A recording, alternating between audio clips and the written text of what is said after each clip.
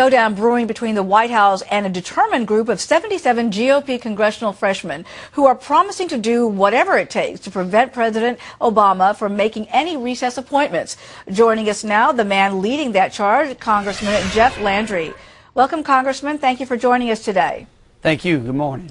Now, you've waged a campaign for an open and accountable government. So how do you plan to block the president's recess appointments for the remainder of the 112th Congress? Well, if we just stay in session, doing pro forma sessions throughout the remainder of this Congress, this impedes the president's ability to be able to make recess appointments. So why is this such an important issue for you, and how do you plan to implement this this particular effort?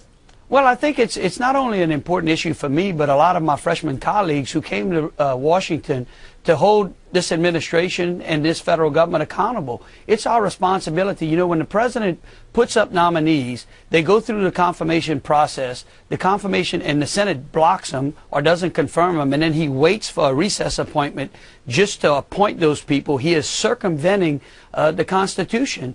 And of course, you know, we see the action that follows from there. We see the problems that South Carolina and Boeing are having with recess appointees who are anti-business. And so, you know, when we have 9% unemployment, we don't want it. We don't want appointees by the president who are going to do more to stifle this economy. So what you're telling me is that these 77 freshmen plan to give up their time off to stay in D.C. so that the Senate can study the president's appointments and decide whether they're acceptable? That's correct. You know, as we started to circulate this letter and discuss it amongst the freshman class, we said, look, we'll stay in. We'll take our turns in opening and closing the sessions. So you're going to take different shifts, I understand. That's correct. Yes, ma'am. And you're going to basically be there so that the Senate can do its business. That's correct. Look, the Senate hasn't done much this year, so I don't see why they can't take up his nominees and go through the confirmation process. You're certainly putting the Senate on notice as well there. Okay, let me ask you this. You've also been quite vocal about the president's economic recovery efforts.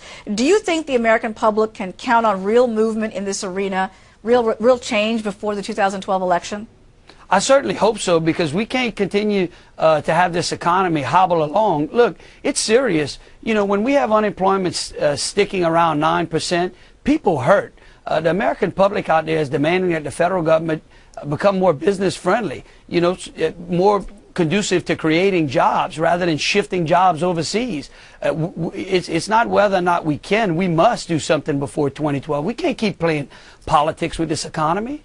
All right, Congressman, thank you very much for sharing your thoughts with us. PBN, for news that affects America. Join us on our live show at pushbacknow.com.